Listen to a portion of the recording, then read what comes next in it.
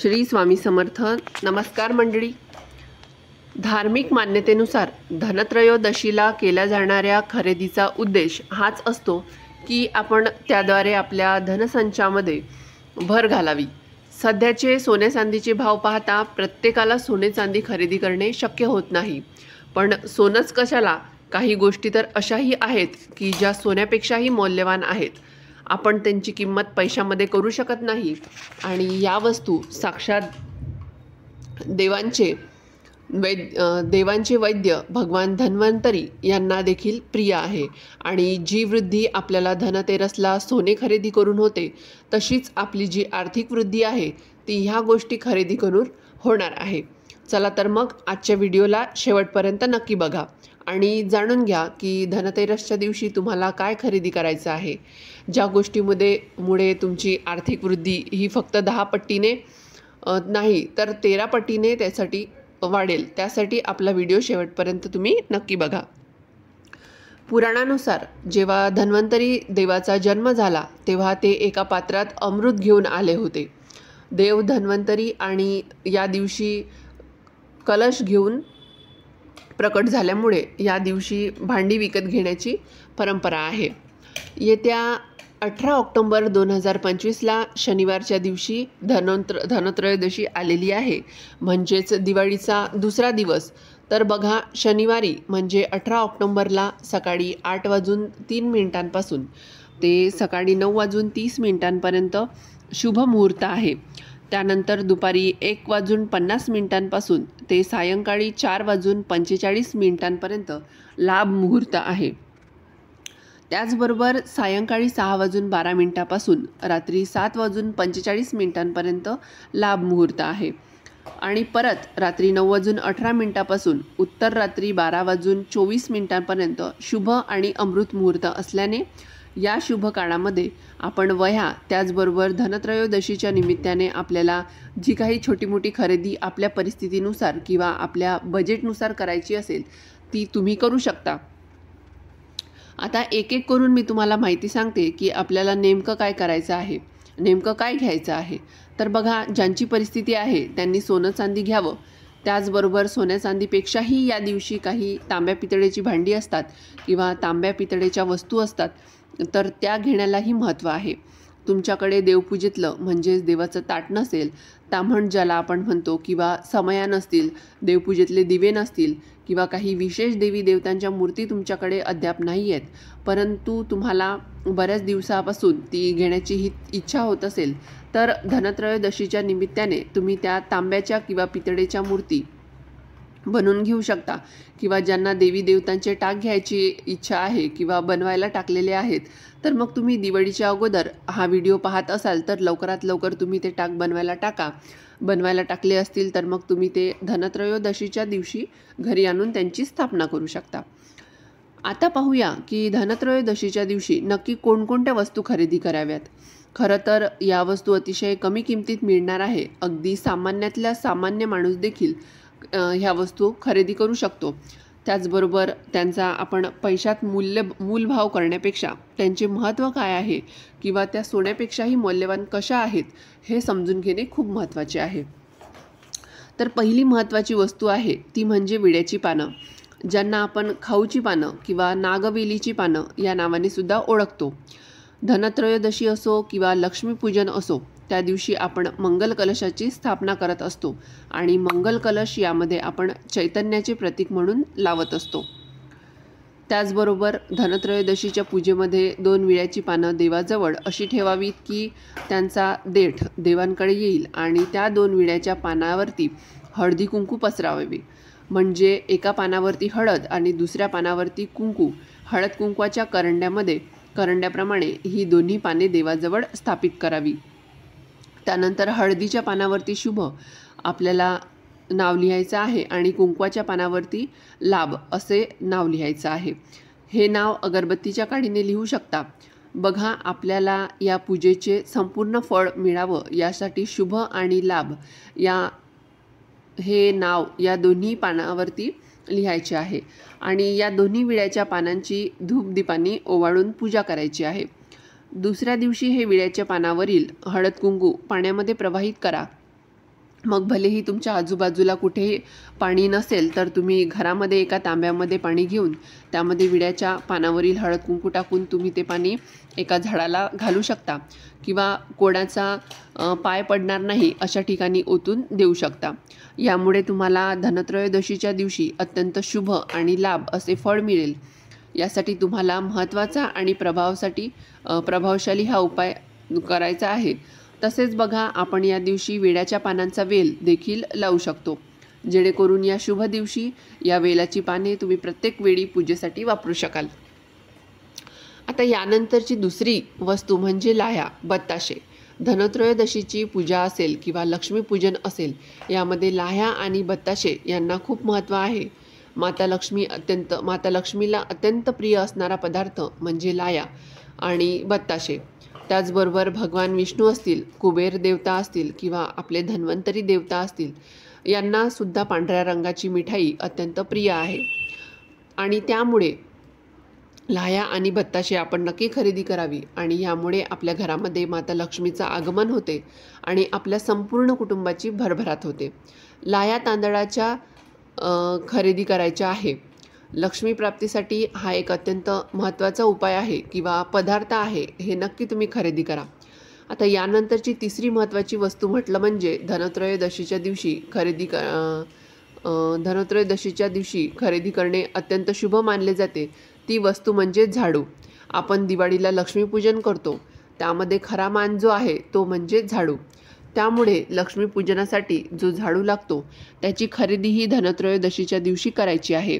हा झाडू लक्ष्मी किंवा केरसुनी रूपी लक्ष्मी आपल्या घरी धनत्रयोदशीच्या निमित्ताने आणायची आहे आणि ती लक्ष्मी पूजनाच्या दिवशी त्या लक्ष्मीची पूजा करायची आहे, जेणेकरून माता लक्ष्मीच्या कृपेने आपल्या घरातली सगळी जी काही दरिद्री आहे ती निघून जावी आणि माता लक्ष्मी सदैव स्थायी स्वरूपामध्ये तिच्या पतीसह आपल्या घरामध्ये वास्तव्याला राहावी, हीच आपल्याला प्रार्थना करायची आहे. आता चौथी पुढील महत्त्वाची वस्तू किंवा पदार्थ ते म्हणजे धणे, अख्खे धणे. धणे म्हणजे ज्यापासून कोथिंबीर तयार होते असे धणे. तुमच्या घरी अगोदरच धणे उपलब्ध असतील तरीही आपल्याला नवीन धणे धनत्रयोदशीच्या दिवशी खरेदी करून आणायचे आहे. असं म्हणतात की यामुळे घरामध्ये कोणत्याही प्रकारची कमतरता जाणवत नाही आणि भरभराट कायम राहते. खरेदी केलेले धणे लक्ष्मीपूजनाच्या दिवशी पूजेमध्ये वाहावे आणि उरलेले कुंडीत लावावे. तुमच्या घरात जर धण्याचं झाड असेल तर ते शुभ मानलं जातं. तसंच ते आर्थिक स्थितीसाठीही चांगलं असतं. हवं असल्यास तुम्ही धणे पर्स किंवा तुमच्या तिजोरीतही ठेवू शकता. त्याचबरोबर या दिवशी धणे आणि गूळ यांचा नैवेद्य देवाला दाखवला जातो. त्यानंतर आपण तो प्रसादाच्या स्वरूपात सुद्धा खायचा असतो. त्यानंतर दुसऱ्या दिवशी हे धणे स्वयंपाकासाठी तुम्ही वापरू शकता. फक्त हे धणे आपण इतरांना कोणालाही देऊ नये. तर यानंतरची महत्त्वाची वस्तू म्हणजे मातीच्या पणत्या. जरी आपल्या घरी मातीच्या पणत्या असेल तरी पण धनत्रयोदशीच्या दिवशी आपल्याला ह्या मातीच्या पणत्या नवीन आणायच्या आहेत. आता गेल्या दिवाळीमधल्या ज्या मातीच्या पणत्या उपलब्ध असल्या तरीही 5 का होईना तरी पण नवीन मातीच्या पणत्या आपण नक्की खरेदी करा, कारण माता लक्ष्मीला मातीच्या वस्तू अत्यंत प्रिय आहे. बघा, दिवाळीत देखील लक्ष्मीपूजनामध्ये माता लक्ष्मीची मूर्ती ही मातीची असते. तसेच या सर्व पणत्यांमध्ये आपल्याला दिवाळीच्या दिवसांमध्ये थोडं थोडं तेल टाकून त्याच्यामध्ये दुहेरी वात लावून या पणत्या प्रज्वलित करायच्या आहेत. बघा, आपण आपली भारतीय संस्कृती कधीही विसरायची नाही आहे. बाजारामध्ये इतर काही पण येऊ, पण जुनं ते सोनं कशाला म्हणतात. त्यामुळे या धनत्रयोदशीच्या दिवशी या निमित्ताने 5 का होईना पण त्या आवर्जून खरेदी कराव्यात.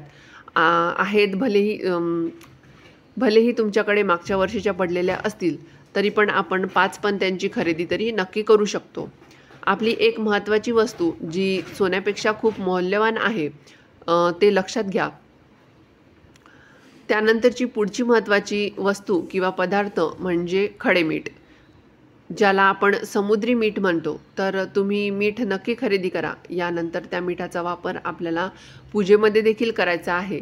धनत्रयोदशीच्या पूजेमध्ये आणि लक्ष्मीपूजनामध्ये हे मीठ पूजेसाठी वापरायचं आहे. मातीच्या भांड्यामध्ये हे मीठ पुजायचे आहे. म्हणजे पूजेमध्ये आपण जे मातीचे सुगडे वापरतो त्यामध्ये हे मीठ भरून ते पूजेमध्ये ठेवायचे आहे. त्यानंतर हे मीठ स्वयंपाकघरामध्ये आपण स्वयंपाकासाठी देखील वापरू शकतो. जेव्हा आपण धनत्रयोदशीच्या दिवशी मीठ खरेदी करतो ना, तर त्यामुळे घराचा जो मालक असतो त्याची प्रगती व्हायला मदत होते. त्याचबरोबर भगवान धन्वंतरी आणि माता लक्ष्मीची कृपासुद्धा आपल्याला संपूर्ण कुटुंबावरती राहते आपल्या. कारण मीठ हा समुद्री पदार्थ आहे आणि समुद्र मंथनातून आपल्याला बऱ्याच गोष्टी मिळाल्या आहेत. माता लक्ष्मीची उत्पत्तीसुद्धा समुद्र मंथनातूनच झालेली आहे. मिठाचं महत्त्व आपल्या सर्वांच्या जीवनामध्ये आहे.